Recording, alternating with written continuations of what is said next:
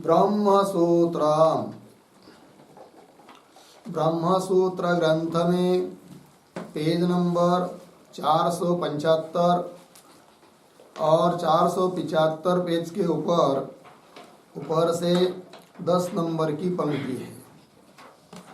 तो देखिए, इतश्च न आगम गम्य अर्थे केवलेन तर्केण प्रत्यवस्थातव्यम।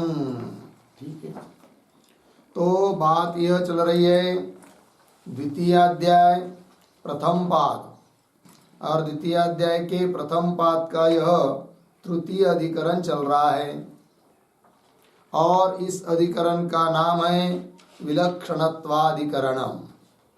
और विलक्षणत्वादि तर्क के द्वारा भी ब्रह्म समन्वय का बाद नहीं हो सकता है, इस बात का निर्णय करने के लिए इस अधिकरण की प्रवृत्ति हुई है। पूर्व पक्षी ने जितने भी आक्षेप किए उन सभी आक्षेपों का सिद्धांतियों ने खंडन कर दिया। और इतना ही नहीं, जो आक्षेप पूर्व पक्षी ने अर्थात सांख्य आदियों ने सिद्धांतियों के ऊपर किया, वे सभी आक्षेप उन सांख्य मत में भी आ जाते हैं, इस बात को भी दिखाया। और तर्क के द्वारा किसी अर्थ का निर्णय होना संभव नहीं होता है, क्योंकि तर्क के लिए कोई प्रतिष्ठा नहीं होती है, स्थिरता नहीं होती है। तर्क से किसी चीज की सिद्धि करेंगे तो उससे और विद्वान कोई दूसरा आ जाता है तो उस पीछे वाले तर्कों का खंडन करके और ही कुछ बता देता है। अतः तर्क के बल पर ब्रह्म समन्वय का विरोध नहीं हो सकता है। इसी बात को और स्पष्ट करने के लिए इस अधिकरण का यह अंतिम सूत्र आया है। तो सूत्र का विचार कल हम लोगों ने किया था, आज उस सूत्र का भाष्य है। तो पंक्ति को देखिए, इतश्च न आगम गम्ये अर्थे केवलेन तर्केण प्रत्यवस्थातव्यम। ठीक, थोड़ा सा अन्वय। च इतः आगम गम्ये अर्थे केवलेन तर्केण प्रत्यवस्थातव्यम न, पीछे का न। ठीक, कह रहे कि इतश्च, यह भी कारण है, यह भी हेतु है कि क्या, किस लिए? तो आगम गम्ये अर्थे, आगम वेद, आगम वेद, वेद के द्वारा प्रतीत जो अर्थ है, जिस अर्थ का प्रकाशन केवल वेद ही कर सकता है, ऐसे अर्थ में केवलेन तर्केन, केवल तर्क, केवल तर्क का मतलब होता है वेद निरपेक्ष तर्क, वेद की अपेक्षा न करके मनमानी किया हुआ तर्क, जिसको शुष्क तर्क भी कह सकते या कुतर्क भी कह सकते हैं। ऐसे केवल तर्क के द्वारा प्रत्यवस्थातव्यम न, मतलब वेद निरपेक्ष तर्क के द्वारा विरोध करना उचित नहीं है। प्रत्यवस्थातव्यम न, किस अर्थ में? आगम गम्ये अर्थे, वेद के द्वारा प्रतिपादित जो अर्थ है कि जगत का कारण ब्रह्म है, ब्रह्म में ही सभी श्रुतियों का समन्वय है और ब्रह्म बोध करने के लिए ही सभी वेद का तात्पर्य है, इस बात का जो बात बताई है, जो सिद्धांत का है, उसका निषेध तर्क के द्वारा कर नहीं सकते, तर्क के द्वारा विरोध करना उचित नहीं है, ये बात बताई। तो कैसे? अब जो बताना इतश्च, इस कारण से भी, तो कौन कारण, उसको अब आगे के वाक्य में कह रहे हैं। यस्मात् निरागमाः पुरुषोत्प्रेक्षा मात्र निबंधनाः तर्काः अप्रतिष्ठिताः भवन्ति। क्यों? उत्प्रेक्षायाः निरंकुशत्वात्, ये बात। तो ये जो वाक्य पढ़ा हम लोगों ने यस्मात् इत्यादि, उसके पूर्व में एक छोटा वाक्य अवतरण, इतः शब्दार्थम एव स्फुटयति। इतः, इतः शब्दार्थम एव स्फुटयति यस्मात् इति।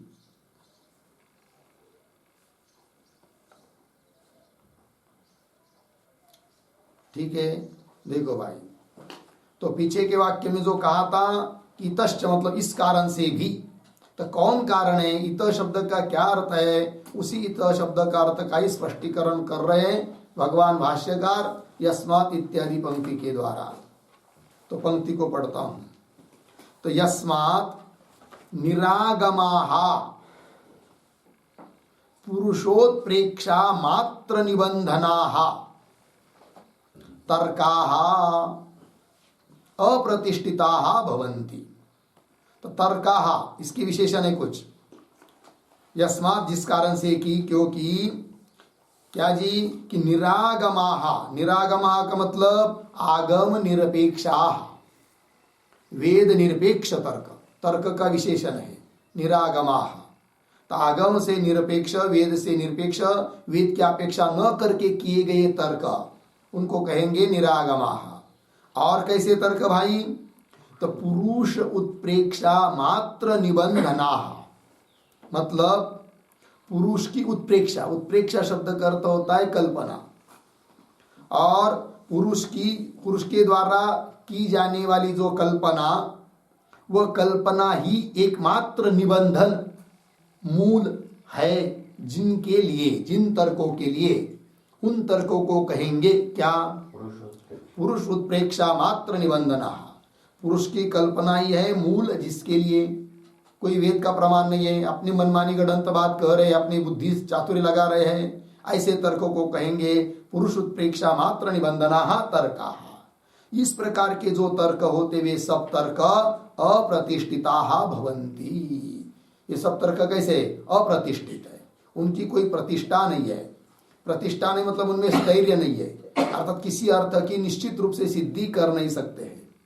ठीक है ना, तर्क के द्वारा किसी अर्थ को सिद्ध करने का प्रयास करेंगे इस प्रकार के तर्क के द्वारा, तब उसका पुनः दूसरा कोई आकर उसका बात कर सकता है। अर्थात वे सब तर्क कैसे हुए, फिर अप्रतिष्ठित हुए। तो तर्का अप्रतिष्ठिता भवन्ति। क्यों अप्रतिष्ठित होते इस प्रकार के तर्क, तो कारण दे रहे, हेतु दे रहे, उत्प्रेक्षाया निरंकुशत्वात्। उत्प्रेक्षा मतलब कल्पना, पुरुष के द्वारा की जाने वाली कल्पनाएं, ये सब क्या होती, निरंकुश, उसके लिए कोई अंकुश नहीं होता है, कोई मर्यादा नहीं होती है, सीमा नहीं होती है, कोई बंधन नहीं होता है, कुछ भी बोल सकता है आदमी, क्योंकि वेद का और किसका आधार तो लेना नहीं है, कल्पना मात्र से किए जाने वाले तर्क है। अतः ऐसे तर्क के लिए कोई प्रतिष्ठा नहीं होती है, अप्रतिष्ठित होते हैं। ये बात उत्प्रेक्षाया निरंकुशत्वात्। ठीक है जी, तो बोलेंगे जरा समझाओ, थोड़ा स्पष्टीकरण करो, कैसे अप्रतिष्ठित होते हैं तर्क। तो वही करे आगे, तथा ही। तो तथा ही पंक्ति के द्वारा कौन बात स्पष्ट की जा रही है, तो तथा ही के पूर्व में एक छोटा वाक्य लिखेंगे, तर्काणाम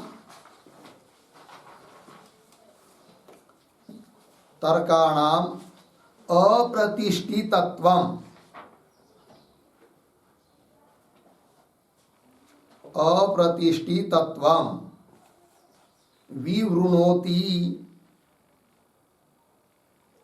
विवृणोति तथा ही इति।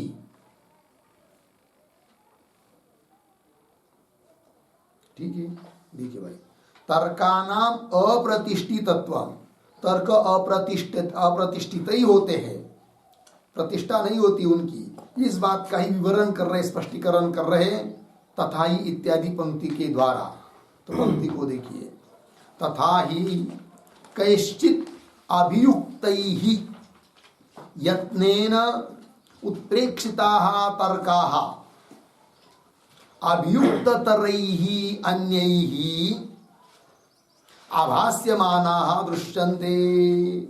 ठीक है ना, ये जो अंतिम में पढ़ा ना, अभियुक्ततरैः अन्यैः आभास्यमानाः, कैसे पढ़ेंगे वहां पर उतने शब्दों का अन्वय, 2-3 शब्द, अन्यैः उसके पीछे, अभियुक्ततरैः आगे, आभास्यमानाः दृश्यन्ते, बाकी सब ठीक है।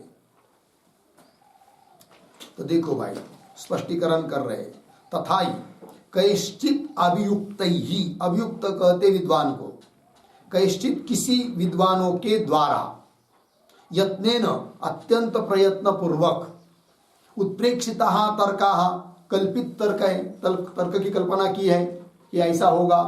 जैसे किसी ने कह दिया पृथ्वी क्या है, सपाट है कि नहीं, मतलब प्लेन है, प्रयत्न किया, किंतु उससे बढ़कर और कोई दूसरा विद्वान आ जाता है, वो कहता है नहीं नहीं, पृथ्वी सीधी सरल प्लेन नहीं है, अपितु क्या है, वर्तुल आकार है, गोल है।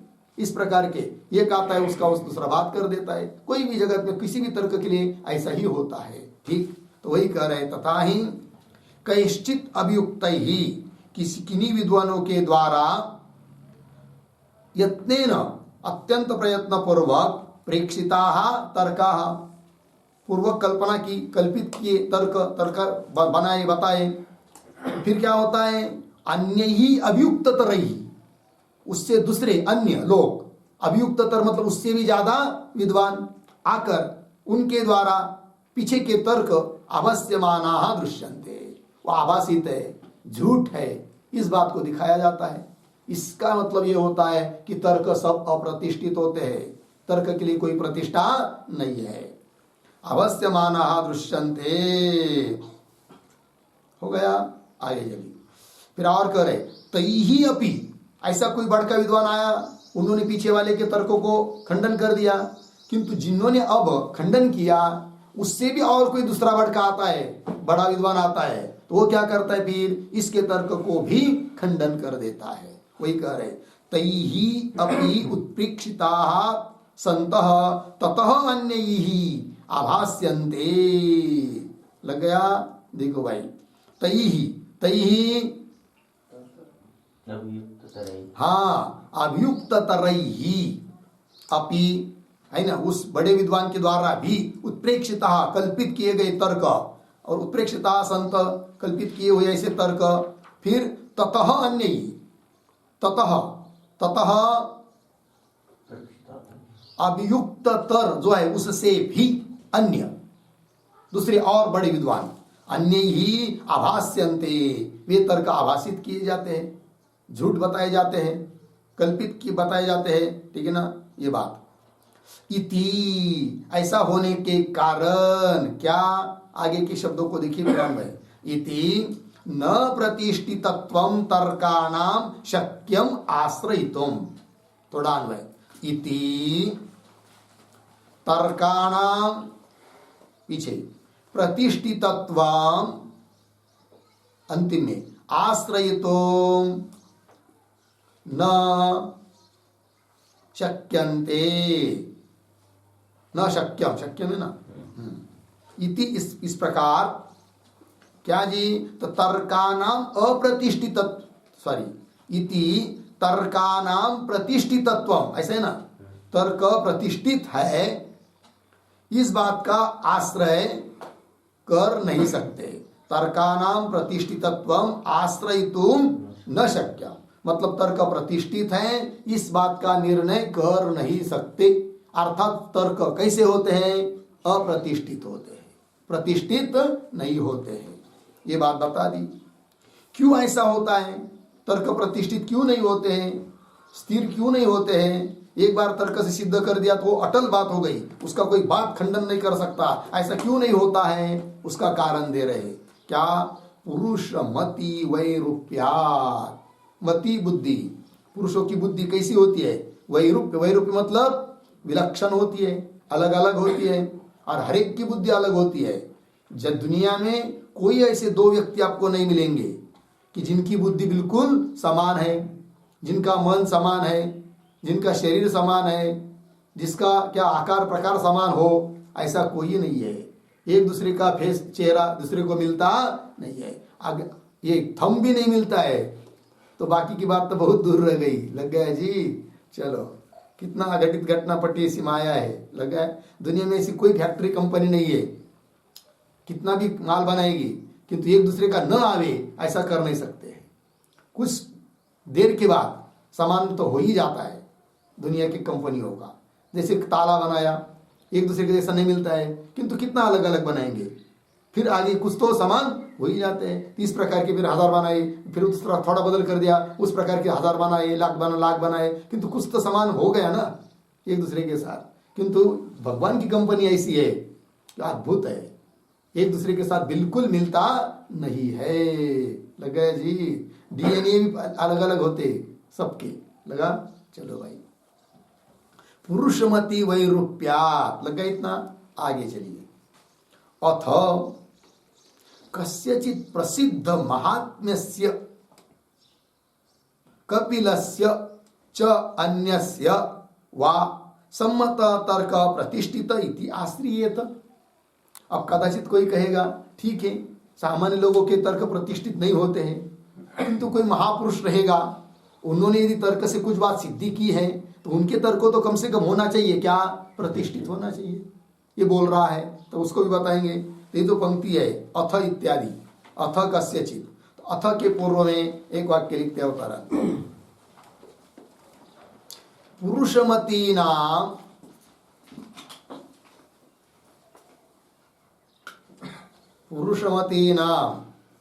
विचित्रत्वे अपि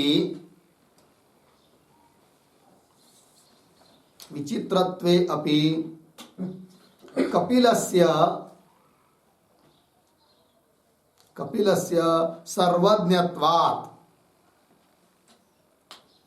सर्वज्ञत्वात् तदीय तर्के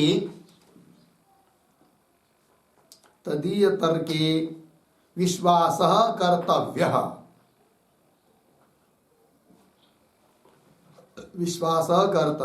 इति शंकते अथ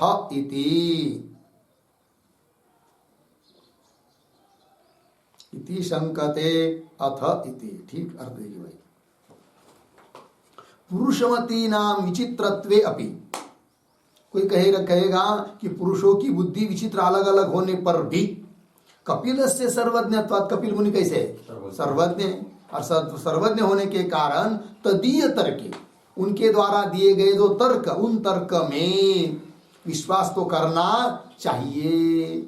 उन्होंने तर्क से बताया है क्या, जगत के प्रति कारण है कौन, प्रधान, तो उनको मानना चाहिए। फिर ऐसी कोई शंका करता है तब बोल रहे देखिए, अथ कस्यचित् प्रसिद्ध महात्म्यस्य, कस्यचित् मतलब किसी, कोई है कि नहीं, प्रसिद्ध महात्म्यस्य, मिल गया ना। अथ कस्यचित् प्रसिद्ध महात्म्यस्य कपिलस्य, कपिलस्य इसका विशेषण है, किसी प्रसिद्ध महात्म्यस्य, किसी प्रसिद्ध महात्म्य वाला, जिनका बहुत महत्व है, महत्ता है, कीर्ति है कि नहीं, महात्म्य वाले ऐसे जो कपिलस्य च अन्यस्य वा, अथवा किसी अन्य दूसरा कोई महात्मा है कि नहीं, उसके द्वारा सम्मत जो तर्क रहेंगे तो वे तर्क प्रतिष्ठित, उन तर्कों को प्रतिष्ठित मानना चाहिए। तर्क प्रतिष्ठित इति आश्रियेत, ऐसे सर्वज्ञ महापुरुषों के द्वारा दिए गए तर्क प्रतिष्ठित हो ऐसा मानना चाहिए। आश्रियेत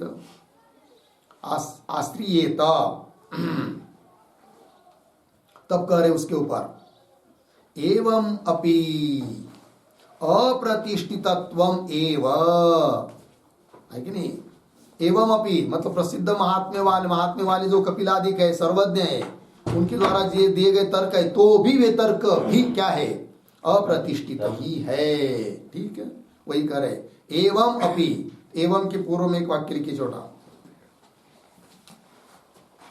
कपिलः यदि सर्वज्ञः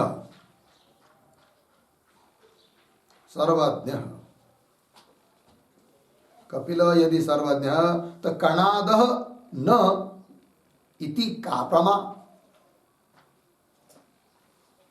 कणादः न इति का प्रमा, इति न्यायेन परिहरति, इति न्यायेन परिहरति एवं इति। ठीक है, अर्थ की भाई। तो कपिल यदि सर्वज्ञ, कपिल मुनि यदि सर्वज्ञ है तो फिर दूसरा कोई कहेगा हम कनाद मुनि की बात मानेंगे, कनाद वो भी तो मुनि है, वो क्यों सर्वज्ञ नहीं है क्या, वो भी तो सर्वज्ञ है कि नहीं। तो बोलेंगे फिर उनकी भी मानो उनकी भी मानो, तब तो हो गई फिर गड़बड़, क्योंकि दोनों एक बात नहीं बोल रहे। कपिल मुनि कह रहे जगत के लिए कारण प्रधान है, और कनाद आदि मुनि कह रहे जगत के लिए कारण परमाणु है। तो हो गया ना विचित्रता बात, विलक्षणता हो गई। तो कहाँ प्रतिष्ठित हुए तर्क? ये बात कनादन इति का प्रमा इति न्यायेन परिहरति एवं इति। पंक्ति देखिए, एवमपि अप्रतिष्ठितत्वमेव प्रसिद्ध महात्म्य के द्वारा दिए गए तर्क है, तो भी वे तर्क अप्रतिष्ठित ही है। क्यों? आगे का वाक्य, प्रसिद्ध महात्म्य अनुमतानाम अपि तीर्थकराणाम कपिल कणभुक् प्रभृतीनाम परस्पर विप्रतिपत्ति दर्शनात्। लग गया जी? पंक्ति देखो भाई, कारण कि प्रसिद्ध महात्म्य अनुगता नाम अनुमता नाम अपि, मतलब जिनका महात्म्य प्रसिद्ध समझा जाता है, लोगों में अनुमत है, मान्य स्वीकृत है कि नहीं? ऐसे महात्म्य, तो प्रसिद्ध महात्म्य अनुमता नाम अपि तीर्थकराणाम, तीर्थकराणाम इसका विशेषण है। प्रसिद्ध महात्म्य अनुमता नाम अपि, मतलब जिनका महात्म्य प्रसिद्ध है, समझा जाता है, ऐसे जो तीर्थकर, तीर्थकर शब्द का अर्थ होता है शास्त्र प्रणेता। तीर्थकराणाम कपिल कणभुक् प्रभृति नाम, शास्त्र के रचयिता जो कपिल मुनि, कणभुक् मतलब कनाद मुनि, प्रभृति नाम इत्यादि को, इत्यादि महात्माओं की क्या? परस्पर विप्रतिपत्ति दर्शनात्। उनमें भी परस्पर में क्या है? विप्रतिपत्ति, अत्यंत विरोध है। एक कह रहे प्रधान कारण है, एक कह रहे परमाणु कारण है, तो कहा उनमें एक मत हो गया? विप्रतिपत्ति है ही नहीं। परस्पर विप्रतिपत्ति दर्शनात्। लग गया जी? तो कुल मिलाकर सिद्ध क्या हुआ कि तर्क अप्रतिष्ठित ही होते हैं, तर्क प्रतिष्ठित नहीं होते हैं। कौन तर्क? कि जो निरागमा और पुरुष उत्पेक्षा मात्र निबंधना तर्का है कि नहीं? जिन आगम रहित तर्क और पुरुष की कल्पना के द्वारा कल्पना मात्र से बताए हुए तर्क, वे सब तर्क अप्रतिष्ठित ही होते हैं, प्रतिष्ठित नहीं होते हैं। ठीक है? और जिनका महात्म्य प्रसिद्ध समझा जाता है, ऐसे जो तीर्थकर शास्त्रकार लोग, कपिल कणभुक् इत्यादि, उनका भी परस्पर विप्रतिपत्ति देखी जाती है। अतः उनके तर्क भी प्रतिष्ठित है ऐसा मान नहीं सकते, अप्रतिष्ठित ही है, ये बात बता दी। तो सूत्र में क्या पद आया था? तर्क अप्रतिष्ठाना, कितने पद की व्याख्या हुई अभी तक?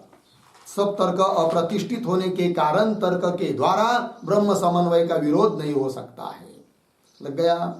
अब आगे चलिए, अथ उच्चेत। अब वो जो सूत्र में पद आया था अन्यथा अनुमेयम इति, सूत्र में जो ये दो पद है कि जिसके द्वारा शंका की गई है कि ऐसे तर्क के द्वारा हम बात बताएंगे कि जो प्रतिष्ठित है, अप्रतिष्ठित नहीं है, तो उसके बारे में उसकी व्याख्या कर रहे हैं अब, अन्यथा इत्यादि की, अन्यथा अनुमेयम। अथ उच्चेत, किंतु अथ उच्चेत इसके ऊपर लिखिए पूर्व पक्षी,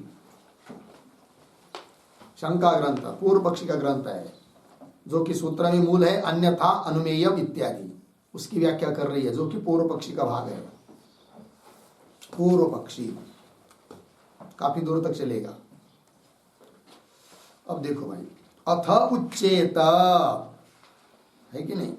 चलिए भाई, तो अथ इसके पूर्व में एक छोटा वाक्य, सूत्र मध्यस्थ शंका भागम,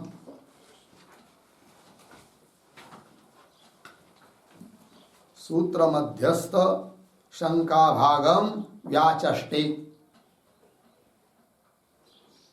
अथ इति।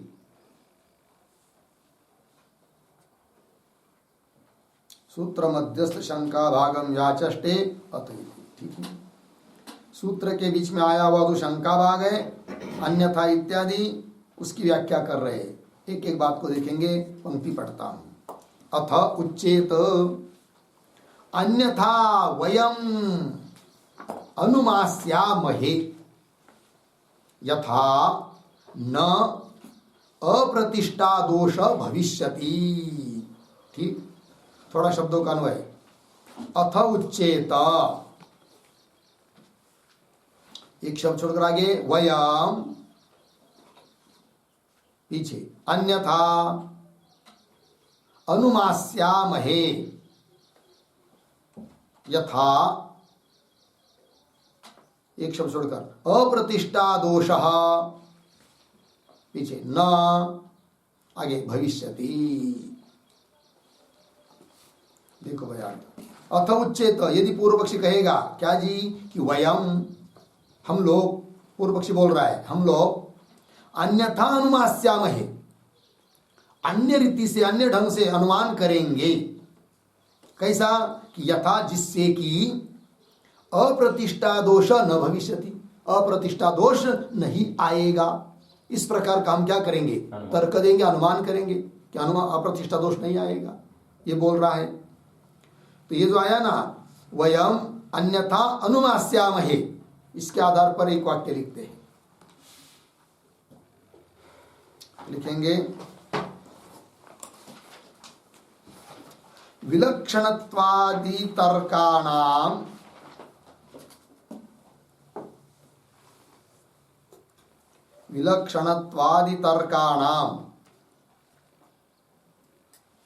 अप्रतिष्ठितत्वे अपि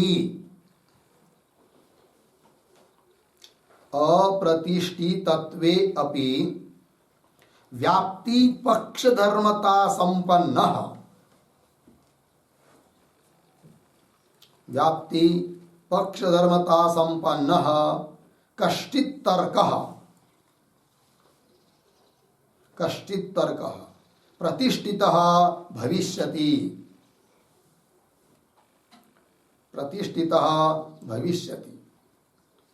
तेन प्रधानम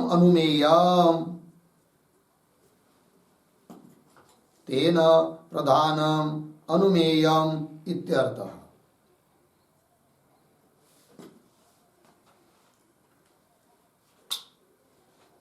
देखो भाई अर्थ, विलक्षणत्वादि तर्काणाम अप्रतिष्ठितत्वेपि, कोई कहेगा, पूर्व पक्षी बोल रहा है कि विलक्षणत्वादि तर्क अप्रतिष्ठित होने पर भी व्याप्ति पक्षधर्मता संपन्न कोई तर्क कि जो प्रतिष्ठित होगा, उस ऐसे प्रतिष्ठित तर्क के द्वारा हम प्रधान का अनुमान करेंगे। ऐसा कोई यदि शंका करता है तो क्या, तब बता रहे आगे, देखिए वयम अन्यथा अनुमास्यामहे यथा अप्रतिष्ठा दोष न भविष्यति, वाक्य पूरा हुआ। आगे चलिए, न ही प्रतिष्ठितः तर्कः एव नास्ति इति शक्यम वक्तुम, पूर्व पक्षी बोल रहा है सब, है कि नहीं, बहुत दूर तक चलेगा, अपनी बात कह रहा हो तो क्या, थोड़ा अन्वय कर दिए इस शब्दों का। प्रतिष्ठितः तर्क एव नास्ति इति, मिला सरल, प्रतिष्ठितः तर्क एव नास्ति इति, फिर एक शब्द छोड़ आगे जाइए, वक्तुम, वाक्य के आरंभ में नहीं, फिर पीछे अंतिम में, पीछे मतलब आगे अंतिम में शक्यते। पूर्व पक्षी क्या बोल रहे हैं, देखो, प्रतिष्ठित तर्क एव नास्ति, प्रतिष्ठित ऐसा कोई जगत में तर्क ही नहीं है, इति वक्तुम न शक्यते, ऐसा बोल नहीं सकते। अर्थात जरूर कोई न कोई तर्क प्रतिष्ठित भी होगा, भले बहुत सारे अप्रतिष्ठित होंगे, कोई तो प्रतिष्ठित होगा, और ऐसा जो प्रतिष्ठित तर्क होगा उसके द्वारा हम अनुमान करेंगे, प्रधान आदि की सिद्धि करेंगे, इस प्रकार बोलता है पूर्व पक्षी। आगे चलिए, एतदपि हि तर्काणाम अप्रतिष्ठितत्वम तर्केण एव प्रतिष्ठाप्यते। ठीक, देखो भाई क्या, थोड़ा अन्वय, ही, दो शब्द आगे, ही तर्काणाम, शुरू में एतत्, आगे अप्रतिष्ठितत्वम, पीछे अपि, फिर आगे तर्केण एव प्रतिष्ठाप्यते। देखो भाई अर्थ, पीछे के वाक्य में क्या कहा उसने कि जगत में कोई भी तर्क प्रतिष्ठित नहीं है ऐसा कह नहीं सकते। अर्थात कोई न कोई तर्क प्रतिष्ठित होगा ही। क्यों, कैसे ही तर्काणाम एतत् अप्रतिष्ठितत्वम, तर्कों का यह अप्रतिष्ठितत्व भी अपि तर्केण एव प्रतिष्ठाप्यते, तर्क के द्वारा ही सिद्ध किया जाता है। अमुक तर्क अप्रतिष्ठित है, यह बात भी किससे सिद्ध की जाती है? तर्क के द्वारा ही सिद्ध की जाती है। क्योंकि एक तर्क का बाद दूसरा तर्क कर रहा है, फिर आप बताते हैं कि इस तर्क का बाद हुआ, इसका मतलब प्रतिष्ठित नहीं है, तो ये भी तर्क से ही बात सिद्ध होती है। ठीक है ना। तर्केण एव प्रतिष्ठाप्यते। फिर आगे, केषांचित् तर्काणाम अप्रतिष्ठितत्व दर्शनेन अन्येषामपि तज्जातीयकानां तर्काणाम अप्रतिष्ठितत्व कल्पनात्। देखो भाई, जगत में कोई भी तर्क प्रतिष्ठित नहीं है ऐसा नहीं कह सकते, कोई न कोई प्रतिष्ठित तो ही है। यदि फिर क्यों ऐसा बोला जाता है कि तर्क अप्रतिष्ठित होते करके? इसलिए बोला जाता है कि किसी ने देख लिया, एक तर्क, दो तर्क, 10 तर्क, सब 10-12 जगह देखने को मिल गया कि अप्रतिष्ठित है करके। फिर उसने अनुमान कर दिया कि ये तर्क भी अप्रतिष्ठित है, ये भी अप्रतिष्ठित है, ये भी अप्रतिष्ठित है, ये भी अप्रतिष्ठित है, इसका मतलब जगत के सभी तर्क क्या है? अप्रतिष्ठित है। ऐसा किसी ने कह दिया। 1 2 4 10 को चोर करके पकड़ा, इसका मतलब दुनिया के सभी लोग चोर है, ऐसा कह सकते हैं क्या? नहीं। किंतु यदि कोई कह देता है कि नहीं भाई, हमने तो 50 लोगों को देखा, इसका मतलब सभी लोग चोर है, इसका मतलब ये थोड़ी कि कोई सज्जन है ही नहीं है, सभी चोर है। उस प्रकार भले कोई कह रहा है क्या कि 1 4 10 तर्कों को अप्रतिष्ठित देखकर, और तज जातीय मतलब तर्कत्व समान समय सब में होने के कारण सभी तर्क अप्रतिष्ठित है, ऐसा कोई बोल भी दे तो इसका मतलब यह नहीं होगा कि कोई भी तर्क प्रतिष्ठित नहीं है, कुछ तर्क तो प्रतिष्ठित होंगे। ये सब पूर्व पक्षी बोल रहा है। पंक्ति देखिए, केषांचित् तर्काणाम अप्रतिष्ठितत्व दर्शनेन, कुछ तर्कों में, केषांचित् तर्काणाम कुछ तर्कों में अप्रतिष्ठितत्व दर्शन, अप्रतिष्ठित तत्व देखने से अन्येषामपि तज्जातीय कानाम तर्कानाम, उससे भिन्न अन्य भी तज्जातीय तर्कों में अप्रतिष्ठितत्व कल्पना, अप्रतिष्ठितत्व की कल्पना की जाती है। किंतु इसका मतलब यह नहीं हो सकता कि कोई भी तर्क प्रतिष्ठित नहीं है, अर्थात कुछ तर्क तो प्रतिष्ठित होते ही है। और कदाचित समझ लीजिए कोई मानेगा कि नहीं नहीं, कोई भी तर्क प्रतिष्ठित नहीं होता है, सभी अप्रतिष्ठित होते हैं, तो बड़ी दिक्कत आएगी। पूर्व पक्षी बोल रहा है, क्या दिक्कत आएगी? तो व्यवहार भी सिद्ध नहीं होगा, लोक व्यवहार का भी उच्छेद हो जाएगा। कब? यदि कोई भी तर्क यदि प्रतिष्ठित नहीं रहेगा तो। ठीक है ना। कैसे लोक व्यवहार का उच्छेद होगा तो बता रहे हैं।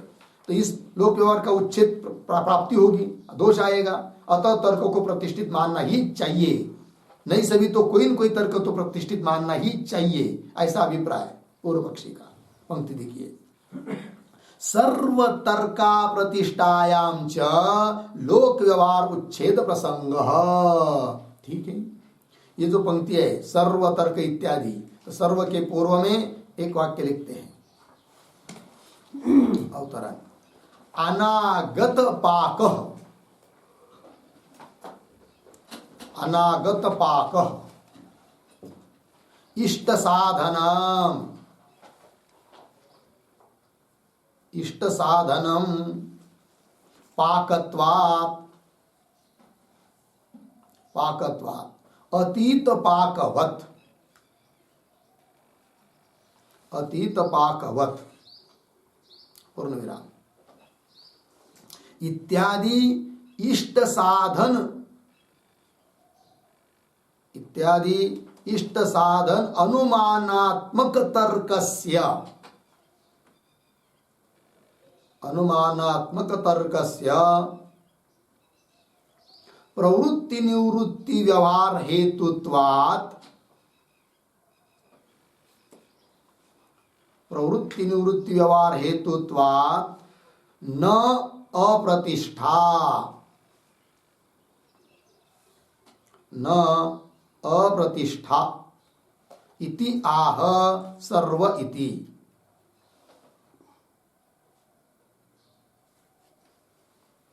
इति आह सर्व इति।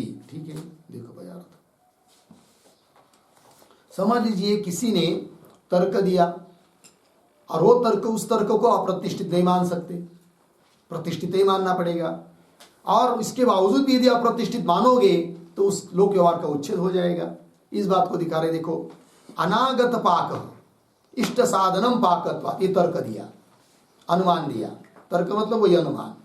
तो पक्ष है अनागत पाक, हेतु पाकत्वा, साध्य इष्ट साधनम, हाँ इष्ट साधनत्व। तो अनागत पाक इष्ट साधनम पाकत्वा, दृष्टांत दिया है क्या, अतीत पाकवत। तो देखो भाई अनागत पाक, पाक मतलब क्या, वही रसोई आदि स्वयं पाक बनाना है, शाम को बनाना है। तो वह जो भविष्य बनाया जाने वाला, निर्माण किया जाने वाला जो पाक है, रसोई स्वयं पाक है, वह इष्ट का साधन है।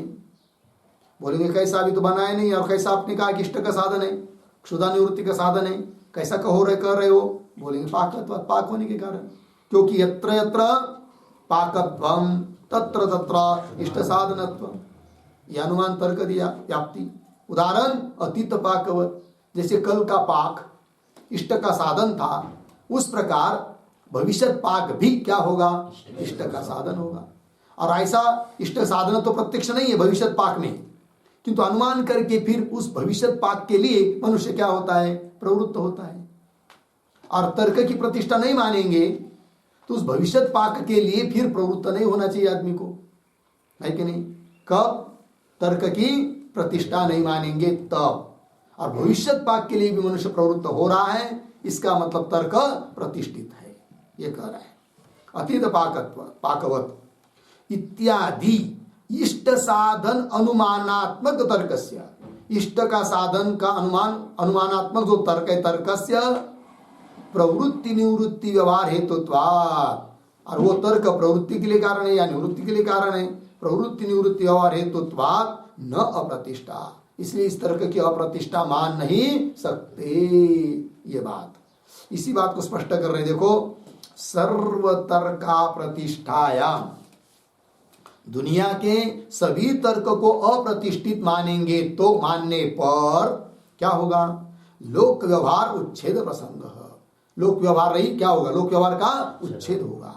कोई कुछ काम करने के लिए प्रवृत्त ही नहीं होगा, क्योंकि सब लोग तो तर्क से प्रवृत्त हो रहे हैं ना। चलो भाई अब चलते हैं, पानी पीते हैं, नहीं इसलिए पानी पीना है, अरे तृष्णा निवृत्त हो जाएगी।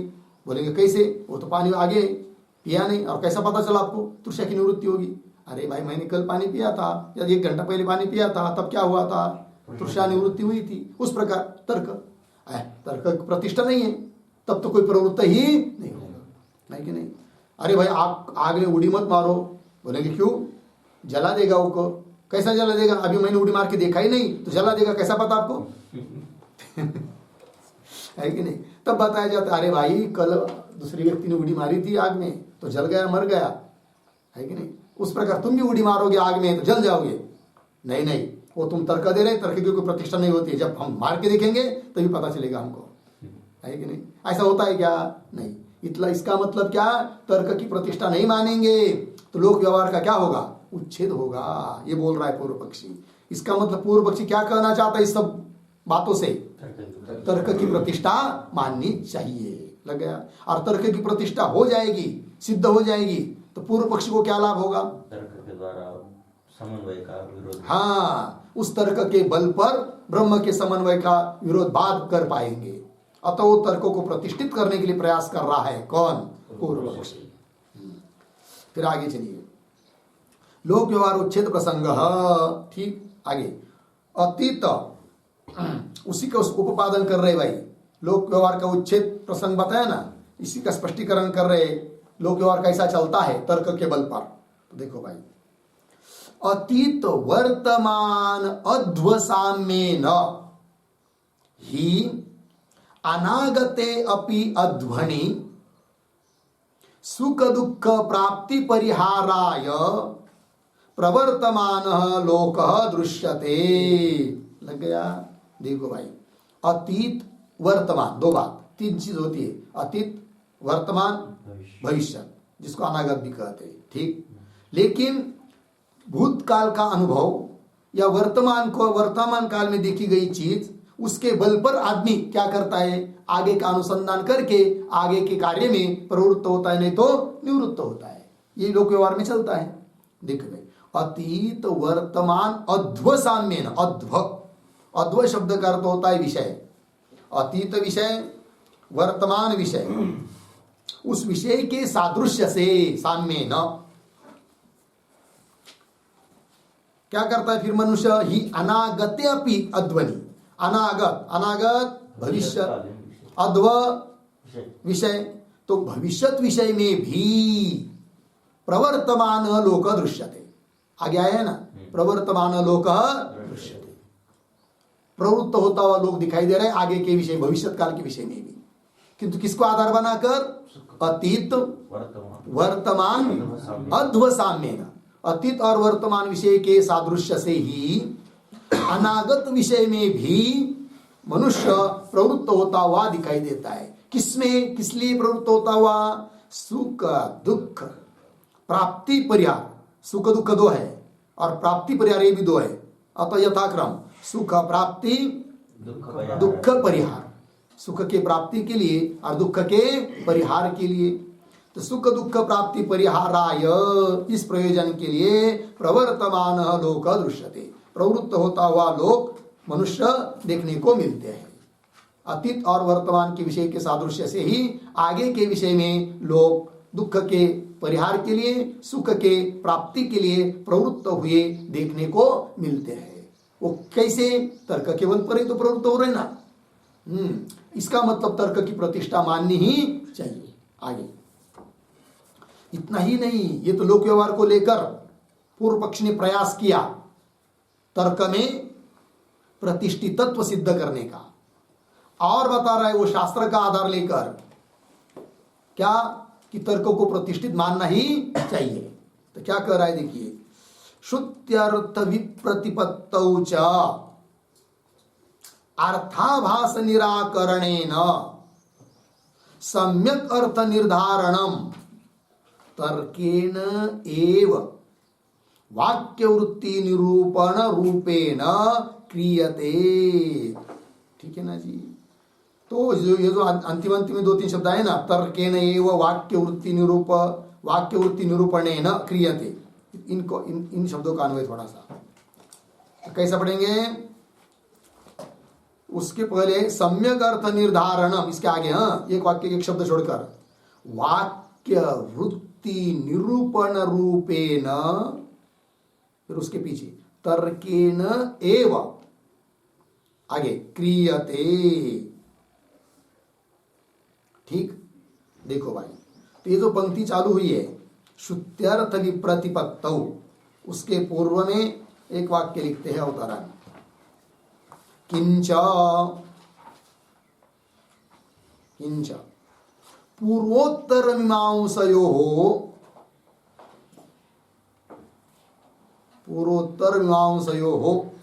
तर्केण एव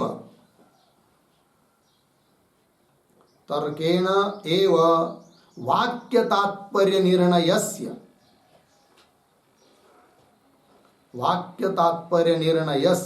क्रियमाणत्वात्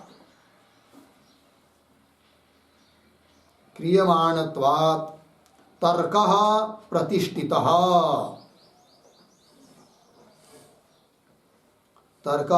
प्रतिष्ठितः, इति आह श्रुत्यर्थ इति।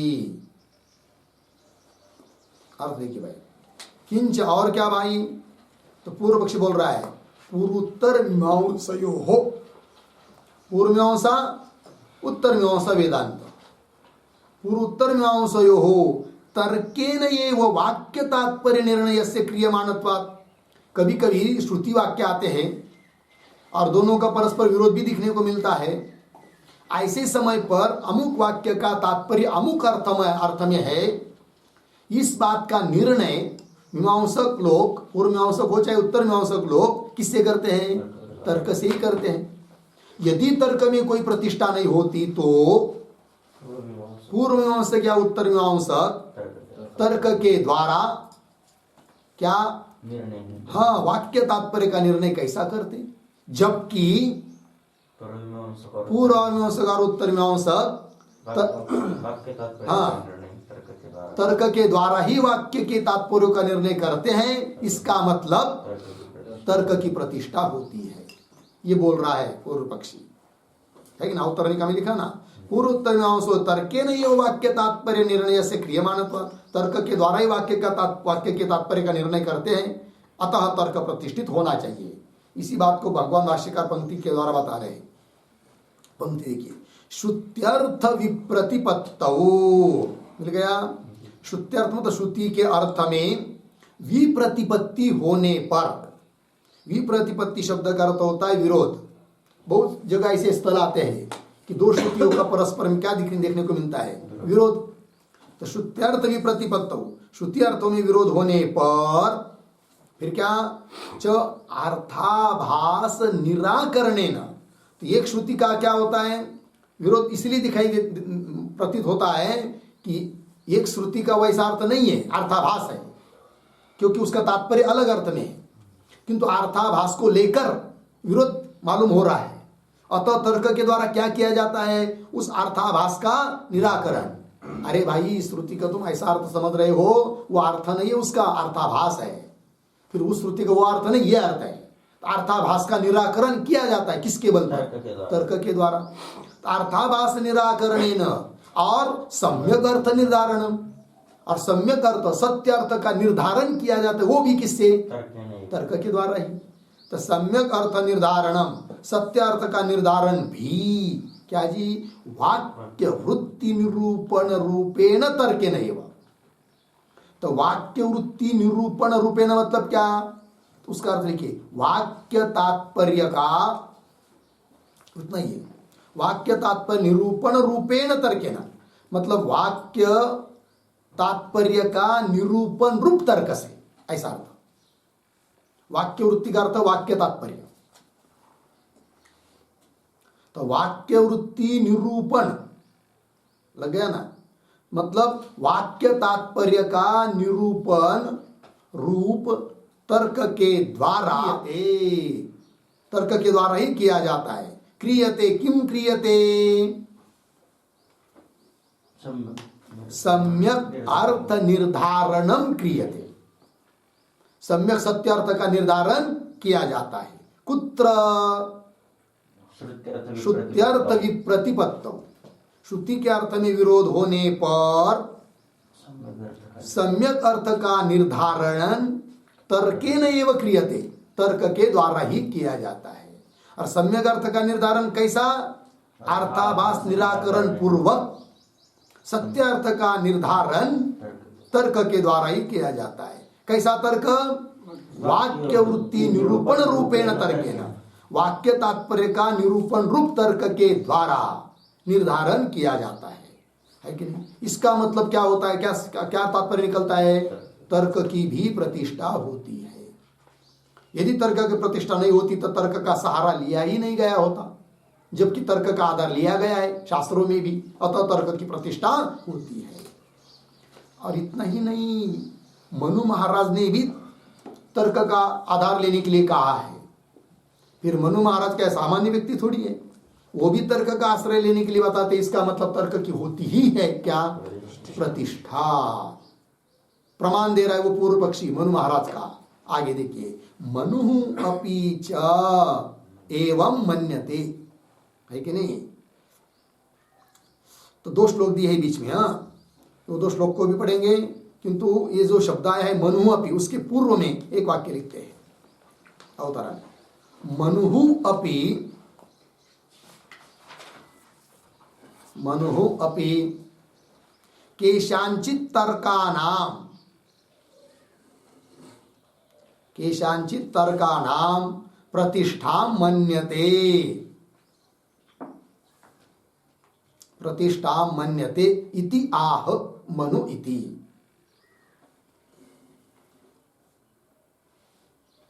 ठीक है, देखो भाई अर्थ। तो मनु अपि, मनु महाराज भी, मनुस्मृतिकार वे भी, केशांचित तर्क का नाम, कुछ तर्कों को प्रतिष्ठा, प्रतिष्ठित है ऐसा मानते हैं। केशांचित तर्कानां प्रतिष्ठा मन्यते इत्याह।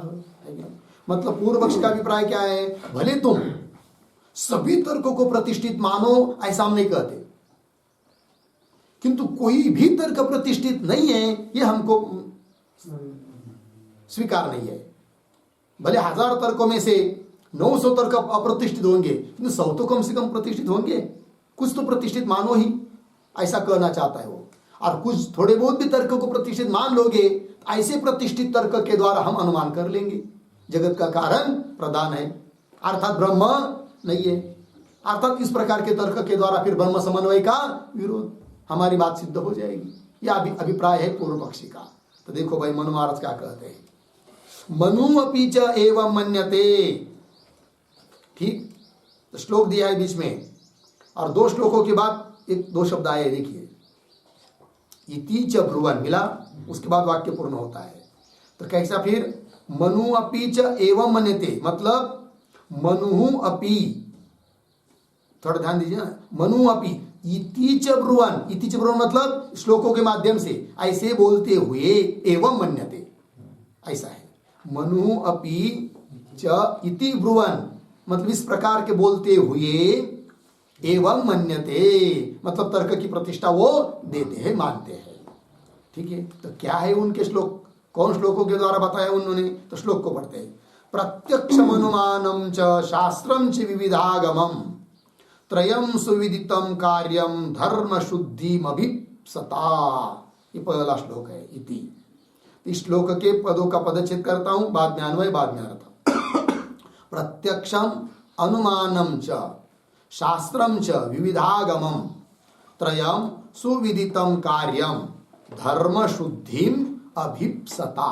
अब अन्वय अंतिम में पकड़ेंगे, धर्म शुद्धिम अभिप्सता, यहां से अन्वय, धर्म शुद्धिम अभिप्सता।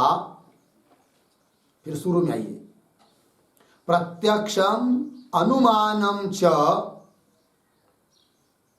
एक शब्द छोड़कर, विविधागमम पीछे, शास्त्रम च आगे, त्रयम सुविदितम कार्यम। ठीक, देखो भाई अर्थ, धर्म शुद्धिम अभिप्सता, धर्म की शुद्धि है कि नहीं, जानने की इच्छा करने वाले पुरुष के द्वारा, अभिप्सता। तो धर्म की शुद्धि क्या है, लेकिन तो धर्म शुद्धि इसके ऊपर लिखिए, उसका अर्थ धर्मस्य शुद्धि बराबर, धर्मस्य शुद्धि बराबर अधर्मात् भेद निर्णय, अधर्मात् भेद निर्णय, ये धर्म की शुद्धि है। अमुक अमुक धर्म है मतलब क्या, और उसकी शुद्धि क्या, तो अधर्मात् भेद निर्णय, यह अधर्म है उससे भिन्न है, अतः ये धर्म है, इस प्रकार का निर्णय, यही हुई क्या, धर्म की शुद्धि। तो पंक्ति देखिए, अन्वय के अनुसार अर्थ, धर्म शुद्धिम अभिप्सता, धर्म की शुद्धि मतलब धर्म का अधर्म से भेद, अभिप्सता जानने की इच्छा करने वाले पुरुष के द्वारा क्या करना चाहिए, उस पुरुष ने, प्रत्यक्षम अनुमानम च विविधागमम शास्त्रम, 3 बात बताइए, प्रत्यक्ष का आधार लेना चाहिए, और अनुमान मतलब तर्क का आधार लेना चाहिए, और विविध आगमम, विविध वेदानुकूल शास्त्र, नाना प्रकार के जो वेद के अनुकूल शास्त्र है उसको कहेंगे विविध आगमम शास्त्रम। क्या, इन 3, त्रयम सुविदितम कार्यम, इन तीनों द्वारा ही इन तीनों को सुविदित करना चाहिए, मतलब अच्छे तरह से जान लेना चाहिए, उसके माध्यम से ही निर्णय होगा धर्म की शुद्धि होगा। अर्थात धर्म की शुद्धि के लिए आधार प्रत्यक्ष और विविध शास्त्र के साथ साथ तर्क का भी लिया है, अनुमान का भी लिया है। इसका मतलब यदि तर्क प्रतिष्ठित नहीं होता तो क्यों बताए होते मनु महाराज, तर्क का आधार लेकर धर्म की शुद्धि जान सकते हो, कर सकते हो इत्यादि करके। इसका मतलब तर्क की प्रतिष्ठा जरूर होती है। कौन बोल रहा है? पूर्व पक्षी है कि नहीं? पूर्व पक्षी आधार लेकर बात बोल रहा है, मनु महाराज का आधार प्रमाण लेकर। ठीक, आइए आगे दूसरा श्लोक। आर्षम धर्मोपदेशम च वेदशास्त्राविरोधिना यस्तर्केणानुसन्धत्ते स धर्मं वेदनेतरः। पदच्छेद। आर्षम धर्मोपदेशम च वेदशास्त्र अविरोधिना यह तर्केण अनुसन्धत्ते सह धर्मं वेद न इतरः। ठीक, अन्वय पूर्वार्ध सरल है। आर्षम धर्मोपदेशम च वेदशास्त्र अविरोधिना, यहां तक सरल हुआ। फिर आगे एक शब्द छोड़कर आगे तर्केन, पीछे यह, आगे अनुसंधत्ते सह धर्मं वेद इतरः न।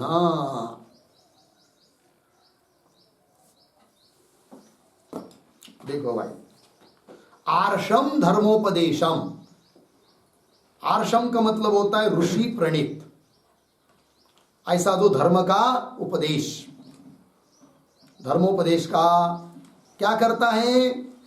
तर्केन या अनुसंधत्ते,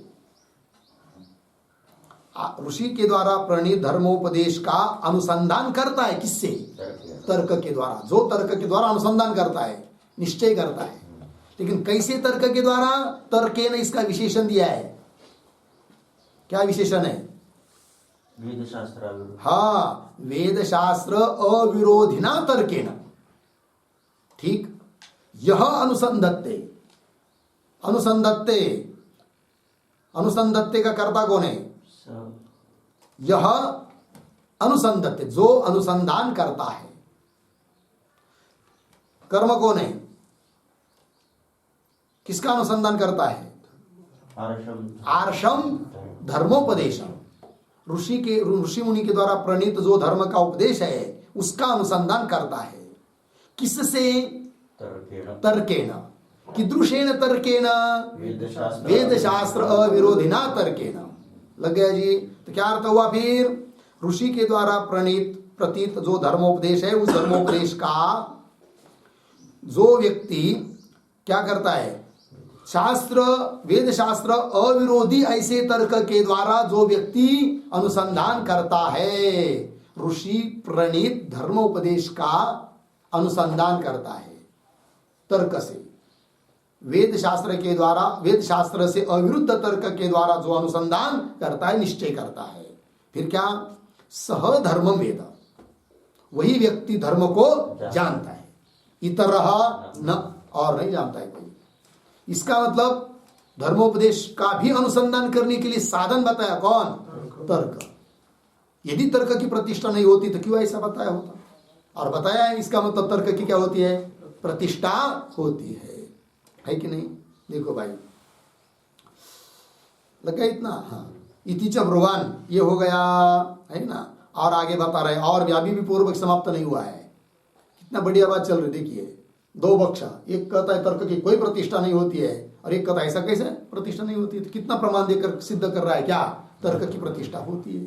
फिर आगे आएंगे सिद्धांती, ठीक है कि नहीं? चलिए फिर, अयम एव तर्कस्य अलंकारः, अर्धविराम, यत् अप्रतिष्ठितत्वम नाम।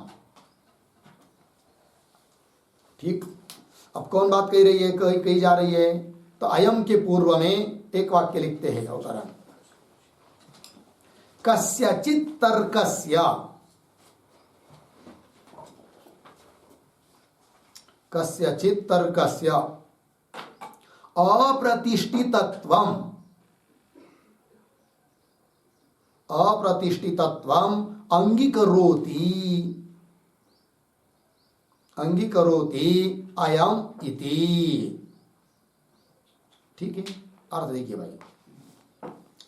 तो कस्यचित् तर्क से, किसी तर्क का अप्रतिष्ठितत्व भी अंगीकार करता है वो पूर्व पक्षी। कैसे? देखो, अभी तक उसने क्या किया? क्या सिद्ध करने का प्रयास किया पूर्व पक्षी ने? तर्क की प्रतिष्ठा होती है, प्रमाण देकर, आधार देकर, लोक व्यवहार पूर्व मीमांसा, उत्तर मीमांसा, मनु महाराज, युक्ति, इन सभी बातों के द्वारा पूर्व पक्षी ने अभी तक कौन बात सिद्ध करने का प्रयास किया? तर्क की प्रतिष्ठा होती है। फिर उसको पूछेंगे क्या तुम यावत तर्क की प्रतिष्ठा मानते हो या कुछ तर्क की प्रतिष्ठा मानते हो? यदि वो कहेगा यावत तर्क की प्रतिष्ठा होती है तब तो उसका बात खंडन हो जाएगी। तो वो कहता है यदि मैं कहूंगा सभी तर्क प्रतिष्ठित होते तो हमको कोई जीने नहीं देगा। अतः वो कहता है, सोचता है कौन?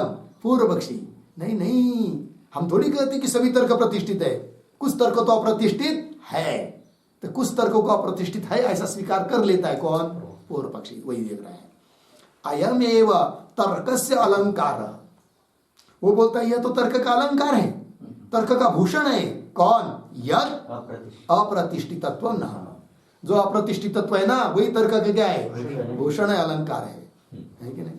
यदि कोई सभी तर्क प्रतिष्ठित हो जाएंगे तो चर्चा, वाद विवाद, मंथन होगा ही नहीं फिर, है कि नहीं? कोई तर्क करता है उसका खंडन दूसरा कर देता है तो वो तर्क की क्या है? तर्क की अप्रतिष्ठा क्या है? वो अलंकार है, भूषण है। अप्रतिष्ठा तर्क का क्या है? अलंकार है। लग गया नहीं?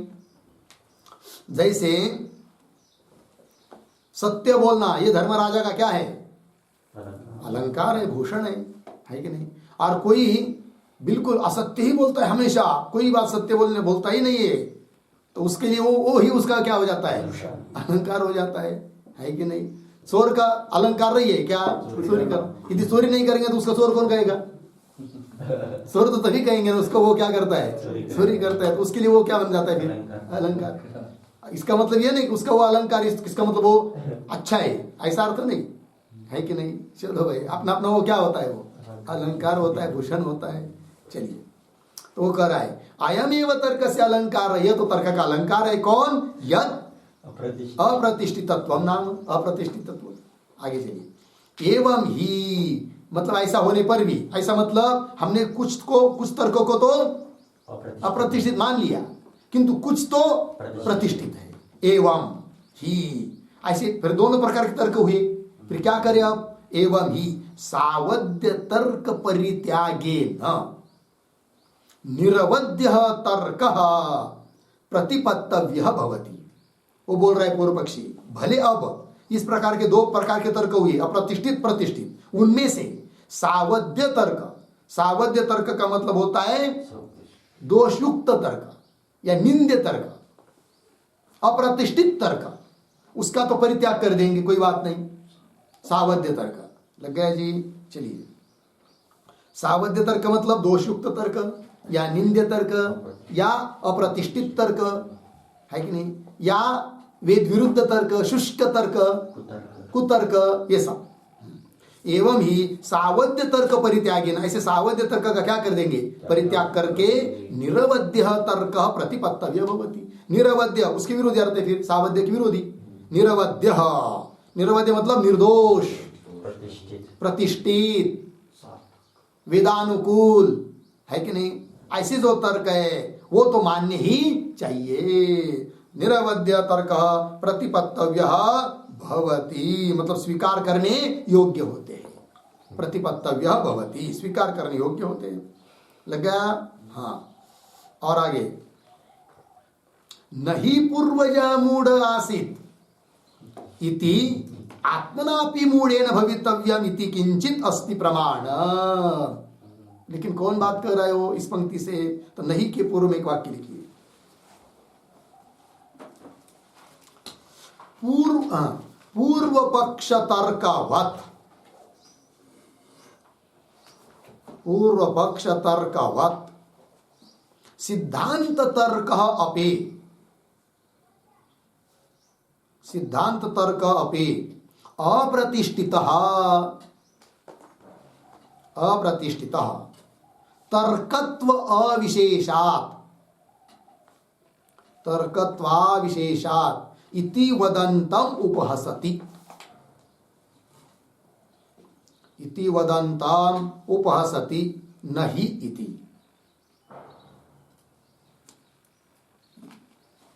ठीक है ना? देखो भाई, पूर्व पक्ष तर्कवत्, पूर्व पक्षी की तर्क की तरह सिद्धांत का तर्क भी अप्रतिष्ठित है। क्यों? तर्क होने से वो भी तर्क ये भी तर्क, तर्कत्व विशेषात, तर्कत्वेन रूपेण दोनों समान है। ऐसा यदि कोई कहता है तो उसका उपहास कर रहा है पूर्व पक्षी। किसका उपहास कर रहा है?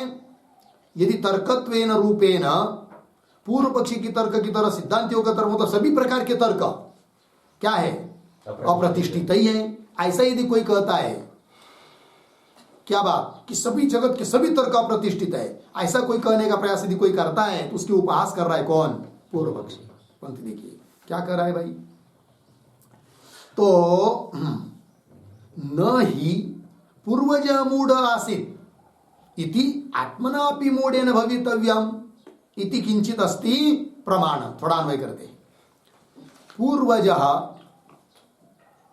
मूढ़ आसीत इति आत्मना अपि मूढ़ेन भवितव्यम इति किंचित, एक शब्द छोड़ आगे, प्रमाण, फिर शुरू में नहीं अस्ति।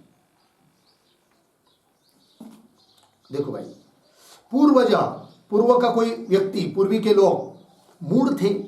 यदि कोई ऐसा कहता है कि सभी अप्रतिष्ठित है, ऐसा कहने वाला क्या है? मूढ़। तो पूर्वज मूढ़ आसीत इति, इसका मतलब ये नहीं हम लोगों ने भी क्या होना चाहिए? मूढ़ होना चाहिए, मूर्ख होना चाहिए, है कि नहीं? भले पूर्व का कोई मूढ़ हो, इसका मतलब हम भी मूढ़ हो, ऐसा कोई नियम है का? इसमें कोई प्रमाण है का? ये बोल रहा है वो, है कि नहीं? पूर्व पक्षी बोल रहा है पूर्वज मूढ़ आसीत इति आत्मनापि, हम लोगों ने भी मूढ़ेन भवितव्यम, मूढ़ ही होना चाहिए, इति किंचित, ऐसा करने में, ऐसा कहने में किंचित प्रमाणम नास्ति, ऐसा कोई प्रमाण नहीं है। अतः भले कदाचित कोई पूर्व में कहता हो क्या कि सभी तर्क क्या है? अप्रतिष्ठित, किंतु हम नहीं मान सकते सभी तर्क अप्रतिष्ठित है करके। लग गया कि नहीं ये बात? तस्मात् न तर्का प्रतिष्ठानम दोषः इति चेत। लग गया? तस्मात्, इसलिए, तर्क अप्रतिष्ठानम, तर्का प्रतिष्ठानम दोषः न, तर्क अप्रतिष्ठित होना ये कोई दोष नहीं है, क्योंकि सभी तर्क अप्रतिष्ठित नहीं होते, कुछ तो प्रतिष्ठित होते हैं। तस्मात् न तर्का प्रतिष्ठानम दोषः इति चेत, है कि नहीं? क्या जी? तस्मात् न, क्या न? तर्क अप्रतिष्ठानम दोषः न, तर्क अप्रतिष्ठानम मतलब तर्क कैसे अप्रतिष्ठित होते, यह कोई दोष नहीं है, क्योंकि सभी तर्क तो अप्रतिष्ठित होते नहीं, कुछ तर्क अप्रतिष्ठित होते, तो रहने दो उनको, वो कोई दोष नहीं है। इति चेत, इस प्रकार का यदि पूर्व पक्षी बोलता है तो अब उत्तर दिया जा रहा है, एवं अपि अविमोक्ष प्रसंग, का पद है? सूत्रस्थ पद है। तो सूत्र के पद के माध्यम से उत्तर दिया जा रहा है। तो एवं अपि इत्यादि जो पंक्ति उसके ऊपर लिखे सिद्धांती। तो अभी तक अन्यथा अनुमेयम इति चेत, इतने बीच वाले भाग का व्याख्यान हुआ, सूत्र के बीच वाले भाग का, पूर्व पक्ष का भाग है वो, है कि नहीं? अब अविमोक्ष प्रसंग, इसके द्वारा उस पूर्व पक्षी के आरोप का निराकरण करना है, किंतु इसका विचार हम लोग कल करते हैं। ओम पूर्णमदः पूर्णमिदं पूर्णात् पूर्णमुदच्यते पूर्णस्य पूर्णमादाय पूर्णमेवावशिष्यते। ओम शांति शांति शांति।